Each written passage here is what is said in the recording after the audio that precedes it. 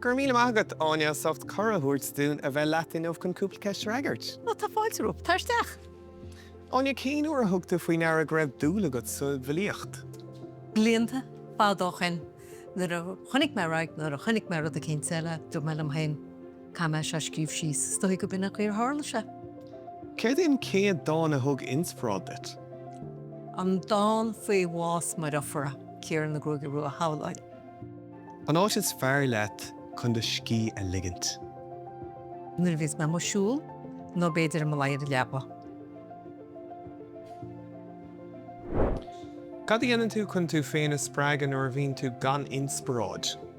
Well, a chola hiúmar sa teach tá buscaam, agus na bhís me gal háartach smaoinú richard lamscíh me sísas chun me pí papéir steach sa musca sin, agus na bhís ámam agus fónarmar de cinnte scríb, go me steach sa musca sin, fe me macha pí papéir, brenn me tá scríbam agus má rihinse le smaoine tá richard na mar lá sin scríb me faoi. Is mé tú riomhar de dána dhéanamh ina árán. Tá luúis go le techt amach, agus is óran lugatar sin trí cín dé acab, agus an rudthg me faoi deara bí me scíb filiachta, a chu an go chéile na rag séisteach amach legan bín rimer le leis agus tuisiim ceol amach legan, agus bín sam gur óran a bheits an.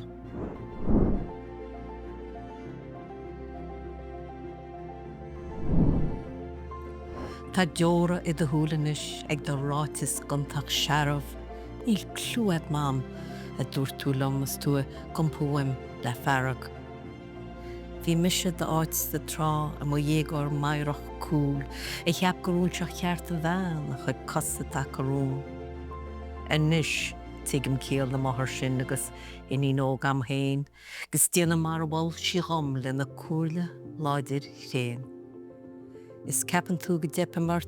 Well, tuigim duit a chrí, ach ní le lá nar bhéadam a rá ó tháinig tusa ar an síl. Cén fá aránnig tú iníon mar hedal ar an dáin? Well, tá sé sin simúl, bí me an tá sé táhacht gomsa go meach tidal an dáin an an scéal héanaín seo. Agus I gás inín is inín chola bhean. Ach ní mothir chola bhean, agus ní seanmhathir chola bhean, achas inín chola bhean, agus bhí me gearr go meach inín lárnach sa scéal, agus má bhreanú tú ar na glóta tá lúta agamann san dáin, tá inín, tá mothir, agus tá seanmhathir, agus is inín a chuid muidirlug, so thránna me inín so go glúda te chola glón. Cadíad na híomhána ba chochtaí dit sa dáin agus cén fá? Is dói nádur an duine beidir, nádur na man agus an táhacht a bhhainans le grátalaí. Agus nar bhín dáin a scríomh ansa bín an síomh a haulú, agus haula me an síomh seo mar a bheith trí gáirí an. Bhí gáirí inar an inín, bhí gáirí inar an mhathir, agus bhí gáirí inar an teanmhathir. Agus tá bearnaí idir na glónta sin, agus an bearna haula me na beidir áin, agus bín isciúricht san áin sin na gúnaigh grá hín san isci sin. Agus nuair a bhín inín agus maithirán is minic go bín sé suirte nó choirthe ar bhealach a céint. Ach ar chúl na maithir tá seanmhathir a bhí na maithir aici sin trá, agus tá áin an bearna idir an lún sin, na gáirí seice sin agus gáirí na seanmhathir. Tá isce go siúil go deas ré, mar na droichead a bhín gáil thar na hán sin na gúnaigh. Tá tuiscint droichead na tuiscinna, droichead na taithí agus droichead na tacaíochta. Ní féidir le inín beidir a bailach a dhéana ón gáirí na bhfuil siise, mar ní le tuiscint na an taithí aice, achas féidir leis an mhathir agus an teanmhair, so is fóp sin natá sé tacaíocht ort gon inín agus í fás níos. Cad éon taptarach is táchtaí bhí tú géar go chur trasna sa dáin? Grá agus tacaíocht teala. Fíor hácht a chumsa mar sinna chuidir am héin a ferma híal tá má tá tuair an eolas is cum cead a hálas a de híal agus inín a tá fergach nó frustachas go chéanna céint agus éon fáiste míon tá óg agus na hormóns a gur chaláid testín takeíocht wathag ní heistín fergaréis wahab testín símna duine bheith símnach agus sinna na a bhíon wathaíana nuair a bhí siad in amach na bhí a méid bhí héíon hééis dhéana. Gur hiig sé gur sí héin san áit an trá. Céir a bhí tú á haulú agus an dáin seo á scríomh agat? Well, An córa a bhí gan a rá nuair a bhíon cailín ó chu dégor fearagach. Níor lean córa ra in dhé sin amach legansa. Sinna bh misisiúir bhí meiscíh nach ra córa gan etrab a bháinna méidir dúirt an dégor a dhéin. Ach nuair a bhíon bhhair a cuiimnú a rudaí, hála me ise ina sé san sin a cuiimnú ina rudaí rinne siise nuair a bhí si óg agus ina dégor. Agus an sinna go deire mar dúpa nuair a bhí na garantí sin an, go rumpa sí háartas go bhrean sí sir maithir hain a bhí san áile by the way mar deire, agus gur ra manga gádaí etrap agus sin droid na tuiscin agus na takeíochta agus na taí gur se dá gur hiig si well. Agus béidir gur an seáhad an sin agus gur siúrá karma. Aránig tú stíl himplí agus tanga lam nuair bhí tú ag scríomh an dáin seo.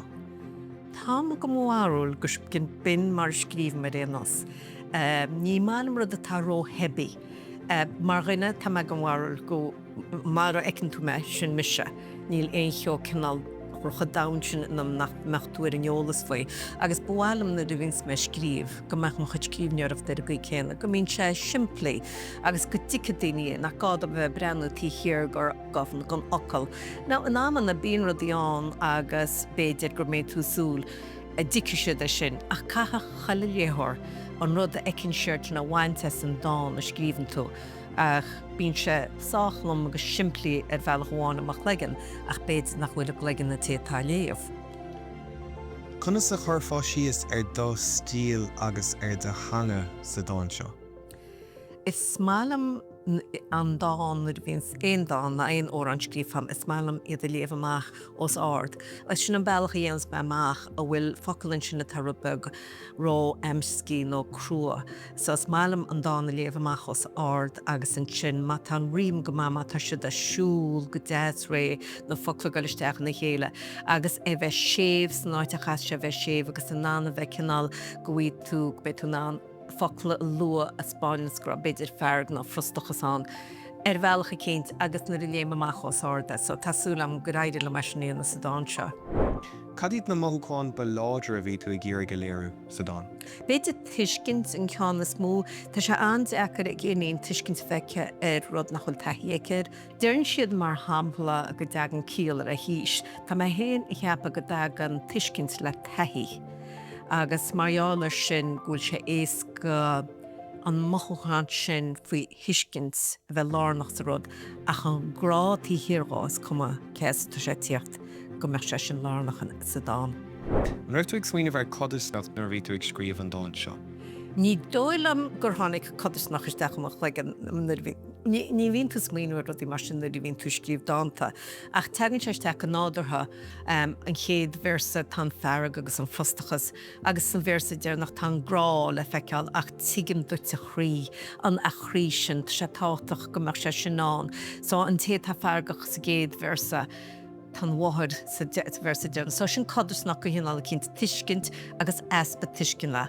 Agus béidir an áma láthir go dtíon an áma cathú, tá na bearnaí an agus tá codasnach a gúna go le bheán iad na glónta agus béidir go mar chearttain ghlach lob. Dencur síos ar de chuid ibre i drí vocal. I drí ocail. Béidir an chéad ocail na macnamh, Machta sin rud céit nó má ag cymrair dína me má wacna faoi. Agus in sin bí na scríb faoi, so béidir faoi si fan sin ar bhín sé scríb am agus me sásta leis. Agus in sin an tríú a go béidir símaras tá mé heapa, má hain sé bhaimir éon duna nó má an duna cinint leasas. An má leatsa an dáin seo. Os má. Is málam an dámar tá sé siimplí, Aon sin sé scéal na man, na máthair, an tealaí, an rud atá tácht má híal sa freisin a chuí ó maithimse, agus go dtícach aon den natá léamh go bhfuil grá táhachtach sa síl go mín sé gúnainn sin ó bhealach amháin áitiháin nó áit cinn teilech go háirithe má tá tálaat go bhfuil máthair go seanmhathair agus iníine gúil grá a híal.